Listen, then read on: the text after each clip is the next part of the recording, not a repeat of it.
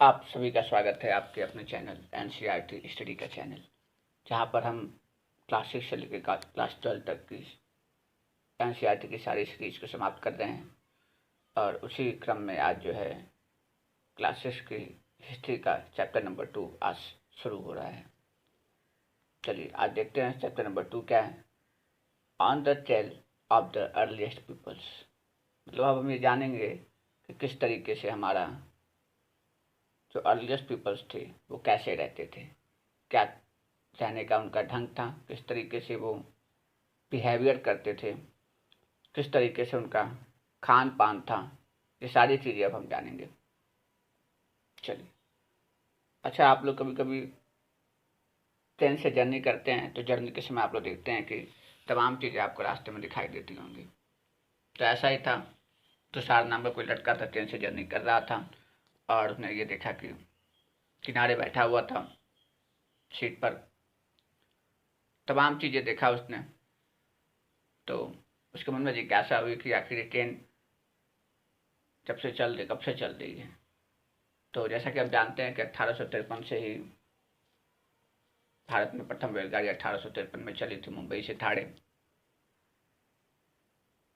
फिर कुछ समय बाद बस आ गए, साइकिल्स आ गई, ट्रांसपोर्ट के बहुत सारे मीडियम्स हो गए और इंसान बहुत जल्दी से एक जगह से दूसरी जगह पहुंचना शुरू कर दिया। तो हम उसी तरीके से पढ़ेंगे कि आखिर इंसान एक जगह से दूसरी जगह जाता क्यों है। और अगर आप इस लाइन को पढ़ेंगे तो यहाँ लिखा हुआ है कि why were they on the move. क्यों अर्लीस्ट पीपल्स एक जगह से दूसरी जगह पर जाते थे। उसको पढ़ने से पहले हम कुछ टर्म्स हैं, उस टर्म को समझ लेते हैं। सबसे पहला टर्म है हमारा हंटर गैदर्स। क्या है? Hunter gathers. Hunter gathers Hunter gathers का मतलब होता है, हमने इसके पहले वाले लेसन आपको बताया था कि गैदर्स गैदर्स का मतलब होता है कि ग्रुप में रहना। ग्रुप में रहने से क्या होता है कि चीज़ें बहुत ही आसान हो जाती हैं, किसी भी काम को हम आसानी से कर लेते हैं। तो जो हमारा आदि मानव था वो ग्रुप में ही रहता था। जो हमारा आदि मानव था वो ग्रुप में रहता था। और ग्रुप में रहने के कारण वो किसी भी चीज़ को आसानी से प्राप्त कर लेता था। और जो आदि मानव था ग्रुप में तो रहता ही था, लेकिन इसके साथ साथ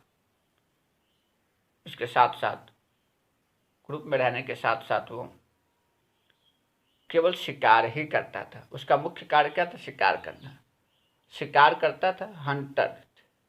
इसीलिए क्या लिखा हुआ? हंटेड लिखा हुआ। हंटिंग करना ही उसका मेन काम था, क्योंकि हंटिंग करके ही उसे फूड मिलता था। दूसरा, प्लांट से फूड मिलता था, तो प्लांट से फूड लेता था वो, हंटिंग करके फूड लेता था। इसीलिए उसे क्या बोला गया? हंटर गैदर्स बोला गया। ठीक है, जैसे क्या लिखो, we describe them as hunter gatherers. The name come from the way in which they got their food. Generally, they hunted wild animals, caught fish and birds, gathered fruits, roots, nuts, seeds, leaves, stalks and eggs. मतलब वो जो Hunter gathers था वो क्या करता था? Wild animals को खाता था, मछलियों को पकड़ता था, चिड़ियों को पकड़ता था, जो फ्रूट्स होते थे फ्रूट्स को कलेक्ट करता था, रूट्स होते जैसे गाजर होता है गाजर खाता था, सूखी चीज़ों को खाता था, बीज को खाता था, किसी चीज़ के अंडे को खाता था, पत्तियों को खाता था। इसीलिए उसे क्या बोला गया? हंटर गैदर्स बोला गया। लेकिन जब वो सारी चीज़ें करता था, जब ये सारी चीज़ें वो करता था, इतने सारे काम वो करता था, तो देखिए उसे बहुत सी चीज़ों को ध्यान भी रखना पड़ता था। बहुत सी चीज़ों का उसे ध्यान भी रखना पड़ता था। जैसे हो सकता था कि कुछ सीड ऐसे हों जो बहुत ही ज़्यादा पॉइजनस हो, जहरीले होते थे, तो उसको भी पहचानता था कि हाँ इस सीड को नहीं खाना चाहिए क्योंकि इसमें जहर होता है। जब कुछ एनिमल्स का शिकार करता था तो धीरे धीरे वो भी जानने लगा था कि अच्छा ये एनिमल्स तो बहुत मजबूत है, ये इसका मूवमेंट बहुत तेज भागता है, ये हमसे भी तेज भागता है। तो अब उसके बारे में वो जान गया कि अच्छा ये जानवर बड़ी खतरनाक होता है। ठीक उसी तरीके से इन्हीं तरीकों से वो अपने जीवन यापन करता था, फूड को कलेक्ट करता था। आगे पढ़ते हैं क्या लिखा हुआ है। The immense variety of plants in a tropical land like ours meant that gathering plants produce was an extremely important means of obtaining food. कहने का मतलब कि जो ट्रॉपिकल लैंड होते हैं ना, कौन से land? Tropical land, tropical land. इसको आप लोग ज्योग्राफी में पढ़ोगे, ट्रॉपिकल लैंड का मतलब क्या होता है। बस अभी आप जान लीजिए कि ट्रॉपिकल लैंड्स होता था कुछ। तो वहाँ पर जो डिफरेंट टाइप के प्लांट होते थे, अच्छा ट्रॉपिकल लैंड में प्लांट बहुत ज़्यादा होते हैं। एक बात तो ट्रॉपिकल लैंड में प्लांट्स जो है बहुत ज़्यादा होते हैं, बहुत ज़्यादा प्लांट्स होते हैं। तो उन प्लांट्स को कलेक्ट करता था, उसे खाता था। ठीक। तो इसके पहले मैंने बताया कि सारी चीज़ें बहुत आसान तो थी नहीं, क्योंकि जो जानवर थे उससे तेज़ भागते थे, उतना तेज़ भागना भी पड़ेगा। शिकारी जानवरों का शिकार करना पड़ेगा, मछलियों को पकड़ना पड़ेगा, पक्षियों को पकड़ना पड़ेगा। और इन सब काम को करने के लिए माइंड को क्या लिखा हुआ है, बहुत ही अलर्ट, क्विक का lots of presence of mind उस समय होता था इंसान के पास। मतलब ये नहीं कह सकते कि जो हमारा आदि मानव था उसे कुछ पता ही नहीं था। वो तो बहुत ही ज़्यादा अलर्ट था, बहुत ही क्विक रहता था वो, और बहुत ही ज़्यादा lots of presence of mind था उसके पास। तभी तो ये सारी चीज़ें कर पाता था। तभी तो उसे पता चल पाता था कि कौन सा प्लांट एडिबल्स है, कौन सा प्लांट पॉइजनस है। इन सारी चीज़ों को सोचता था वो। इसके साथ साथ उसे ये भी जानने की जरूरत पड़ती थी कि आखिर कौन सा फ्रूट पकेगा और किस सीजन में पकेगा। तो समझ में आया कि जो आदि मानव था ना, ऐसा नहीं कोई समझदार नहीं था, उसको तो उसी से इतनी चीज़ें करता था। और इतने से अलर्ट रहना, क्विक रहना, अलर्ट पर जैसा माइंड होना, सारी चीज़ें उसके अंदर थी। ठीक है, अब हम आगे बढ़ते हैं। तो अब हम ये जानने की कोशिश करेंगे कि आखिर जो हमारा मानव था, जो हमारा हंटर गेदर्स था, जो हमारा हंटर गेदर्स था, वो क्या रीजन था कि ये जगह से दूसरी जगह जाया करता था। क्यों जाता था वो एक जगह से दूसरी जगह पर? तो जल्दी बताया गया कि 4 रीजन थे जिससे हमारा हंटर गेदर्स जो है एक जगह से दूसरी जगह पर जाता था। तो पूरी बोल्ड वाली जो चीज़ें हैं, जो बोल्ड मैंने किया है सब, इसको आप देखिए, ये चीज़ें बोल्ड की गई हैं उसे देखिए। तो सबसे पहला रीजन तो यही था, जो पहला रीजन था हंटर गेदर्स को मूव करने का, पहला रीजन ये था कि अगर वो एक ही जगह पर रहता है, मान लीजिए प्लेस है, और इसी प्लेस पर, या ऐसे माने कि आप ही आदि मानव थे, और जब आप एक ही प्लेस पर रहोगे तो निश्चित है कि वहाँ के सारे एनिमल्स को, वहाँ के सारे प्लांट्स को आप खा जाओगे। अब खा जाओगे तो कुछ समय बाद तो यहाँ कुछ नहीं बचेगा, फिर आपको दूसरी जगह जाना पड़ेगा। तो पहला रीजन ये हो गया। दूसरा क्या था? दूसरा रीजन क्या था? दूसरा रीजन ये था, दूसरा रीजन ये है कि अभी मैंने थोड़ी देर पहले बताया था कि कुछ एनिमल्स जो है बहुत ही ज़्यादा स्ट्रांग होंगे, कुछ एनिमल्स ऐसे होंगे जिनका मूवमेंट बहुत तेज, बहुत तेज भागते होंगे। तो हो सकता है कि उनको पकड़ने की जगह, जब उन्हें आप शिकार करने जा रहे हो तो उनके पीछे भागना हो। जैसे डियर है, हिरन बड़ी तेज भागता है, कुछ और जानवर हो, वाइल्ड कैटल्स हो, वो भी बड़ी तेज भागते हैं। तो उनके पीछे भागते भागते आप चले जाओगे, उनके पीछे चले जाओगे उनका शिकार करने के लिए। ठीक है, दूसरा रीजन ये हो गया। तीसरा रीजन, तीसरा रीजन क्या था कि जो भी प्लांट्स और ट्रीज थे ना, वो सीजन में होते थे ना। अभी बताया था कि उनको ये भी जानना पड़ता था कि आखिर कौन सा प्लांट्स किस सीजन में होगा। तो जो प्लांट्स जिस सीजन में होता था, उस प्लांट्स को खाने के लिए, उसके फ्रूट्स को खाने के लिए वहाँ जाना पड़ता था। तीसरा रीजन हो गया। चौथा रीजन, चौथा रीजन क्या है? देखिए, पानी की आवश्यकता दोनों को थी। दोनों का मतलब एनिमल्स को थी और ह्यूमंस को थी, दोनों को थी। अब पानी मिलेगा कहाँ? तो मान लीजिए कि रिवर्स उस समय भी थी। अच्छा, तो था नहीं कि रिवर नहीं थी।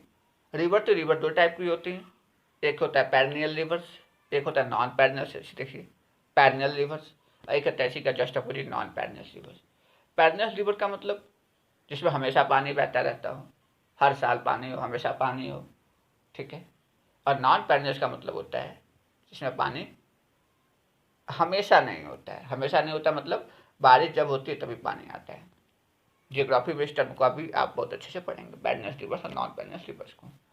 तो होता क्या था कि वो पैरनियल रिवर जो हमेशा पानी रहता था, जिस रिवर्स में हमेशा पानी होता था, उसी रिवर्स के पास एरिया में रहता था।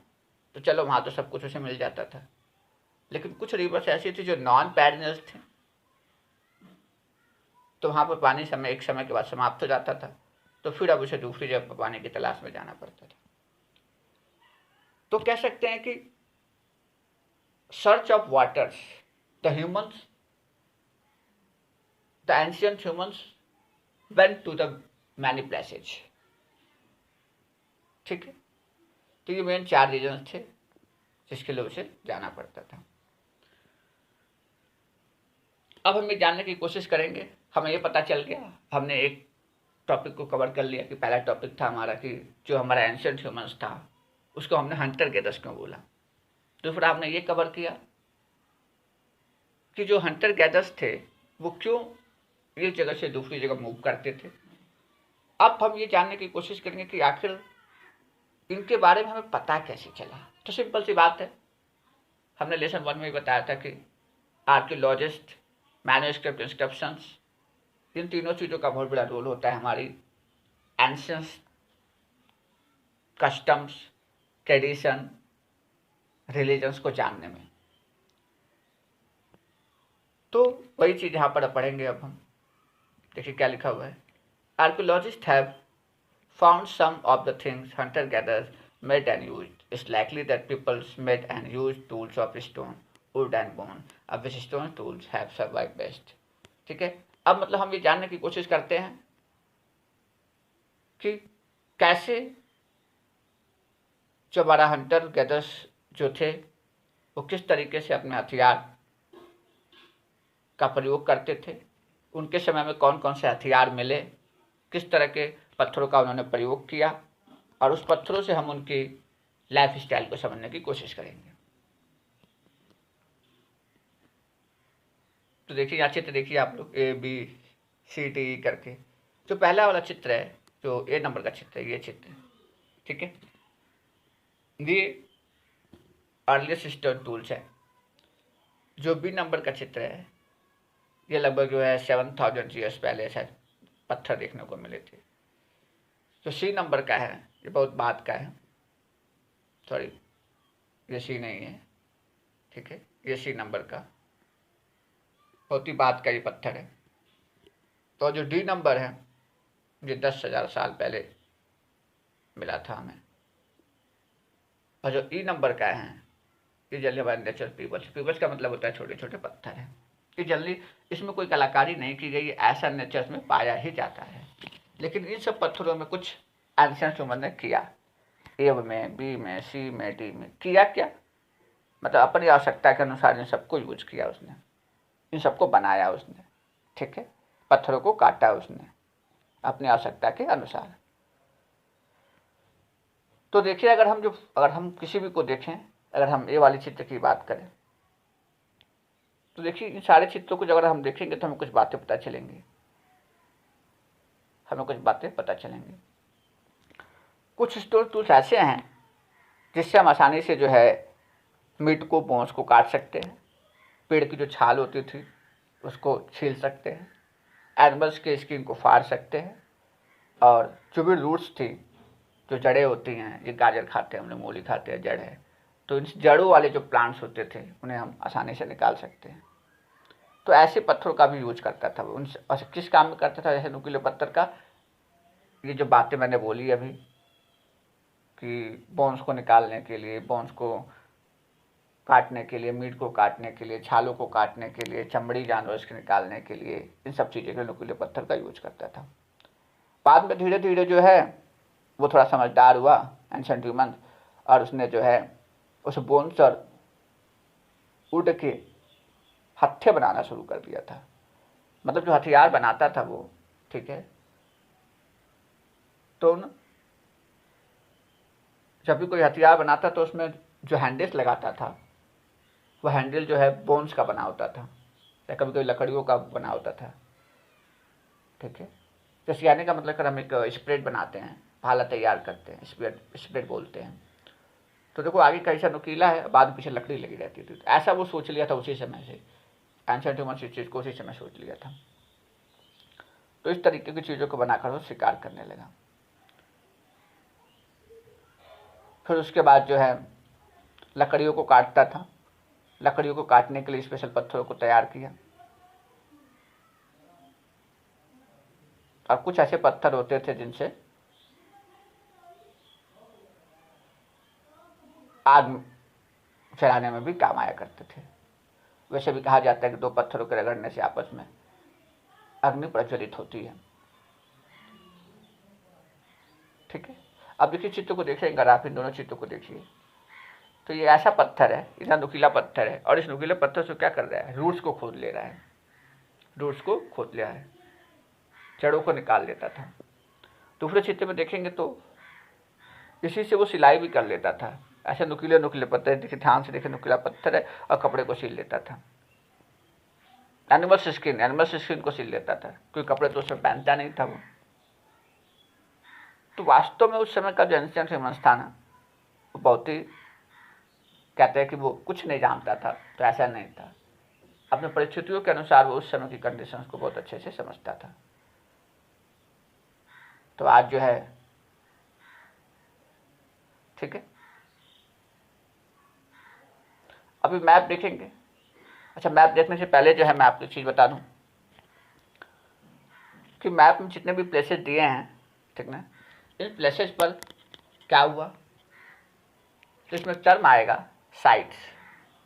साइट्स का मतलब होता है कि ऐसे प्लेसेज जहाँ पर कुछ आर्कियोलॉजी की कुछ चीज़ें मिलें, आर्कियोलॉजी थिंग्स मिलें, या कह सकते हैं कि ऐसे प्लेसेज जो आर्कियोलॉजिस्ट प्लेस कहे जाते हैं या पुरातात्विक स्थल कहे जाते हैं, उन्हीं को क्या बोला जाता है, साइट बोला जाता है।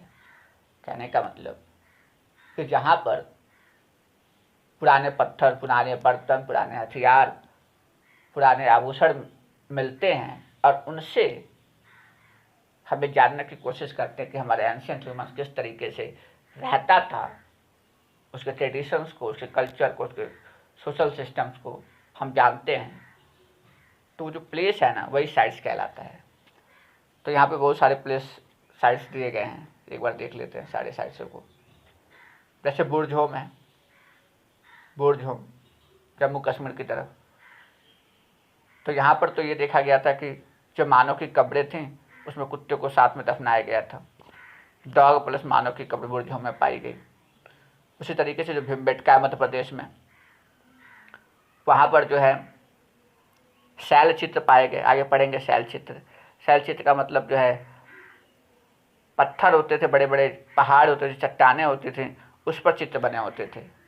तो आगे देखेंगे कि चित्र बना हुआ है मध्य प्रदेश में, भीमबेटका में जाएंगे, ये इंडिया के जो हेरिटेज साइट है उसमें भी शामिल किया गया है इस मध्य प्रदेश की भीमबेटका को। तो भीमबेटका मध्य प्रदेश में है, पहली चीज़। दूसरा, वहाँ पे शैलचित्र मिले हैं, और शैलचित्र कैसा है इसी में आप आगे देखेंगे, इसी लेसन में आगे दिया हुआ है। तो थोड़ा सी मैं ओवरव्यू पहले ही दे देता हूँ।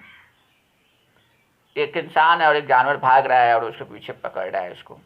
तो कहने का मतलब कि उस समय ऐसी स्थिति हुआ करती थी, ऐसे चित्र मिलते थे हमें कि इंसान जानवरों के पीछे भागना, उसे पकड़ना शुरू कर दिया था। मतलब ये पता चल जाता है कि हाँ, एंशिएंट ह्यूमन शिकार करना शुरू कर दिया था। उसे नीचे जब बढ़ेंगे तो यहाँ पर जो है कुरनूल कैप्स है, ये कुरनूल कैप्स है। तो यहाँ पर जो है राख मिली है, एशिस को बोलते हैं।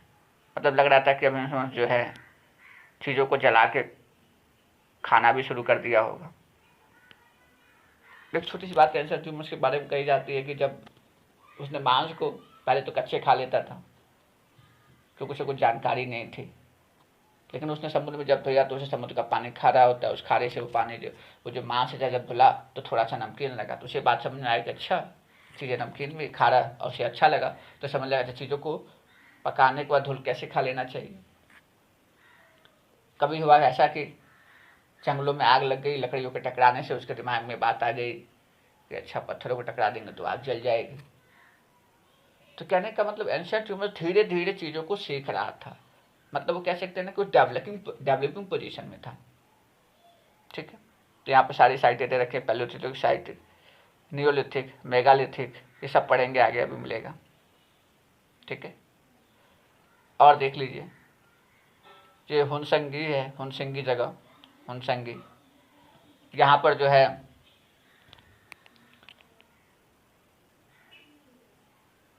चूने पत्थर मिले हैं। चूना पत्थर मिला है, जो CaCO3 बोलते हैं हम लोग, कैल्शियम कार्बोनेट। इधर बताया भीमबेटका नर्मदा नदी, एक बार फिर बता देता हूँ कि यहाँ नर्मदा नदी होती है और यहाँ ताप्ती है और यहाँ पे विंध्य की पहाड़ियाँ हैं। और पहले वाले लेसन में पढ़ा था कि विंध्य की पहाड़ियों पर ही साक्ष्य मिला था हमें, और जो गारो खासी जयंतिया की पहाड़ियाँ थी वहाँ भी साक्ष्य मिले थे, किसके, चावल के। चावल उत्पादन के सबसे पहले साक्ष्य नहीं मिले थे। इधर पश्चिम की तरफ जब आप बढ़ेंगे तो यहाँ पर सुलेमान और किरथार की पहाड़ियाँ हैं, और सुलेमान और किरथार की पहाड़ियों पर जो है यहाँ से हमें वीट मतलब गेहूँ और जौ के साक्ष्य मिले। ठीक उसी तरीके से इधर जाएंगे दार्जिलिंग हेडिंग में, ये कहाँ पर है तो असम में ब्रह्मपुत्र नदी घाटी क्षेत्र जो है वहाँ पर है, तो यहाँ पर भी कुछ साक्ष्य मिले। तो कहने का मतलब कि ऐसे जगहों पर अलग अलग साक्ष्य मिलते रहे। अभी यहाँ पर जो है गुजरात वाला एरिया है ये, यहीं पर लोथल बंदरगाह के कुछ साक्ष्य मिले, ये सब पढ़ेंगे आप। ठीक है,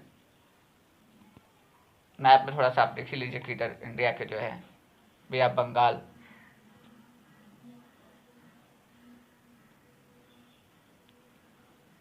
यह बे ऑफ बंगाल है, इधर अरेबियन सी है, लक्षद्वीप है। तो आज की क्लास जो है हम यही समाप्त करते हैं, और आशा करते हैं कि ये वीडियो आपको बहुत अच्छा लगेगा।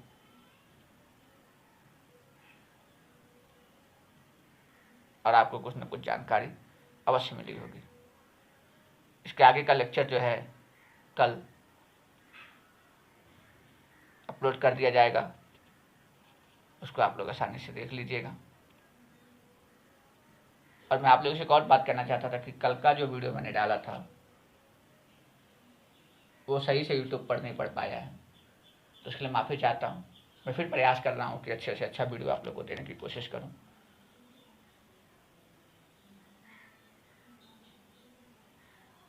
ज़्यादा से ज़्यादा वीडियो को लाइक कीजिए, शेयर कीजिए, सब्सक्राइब करना ना भूलिए।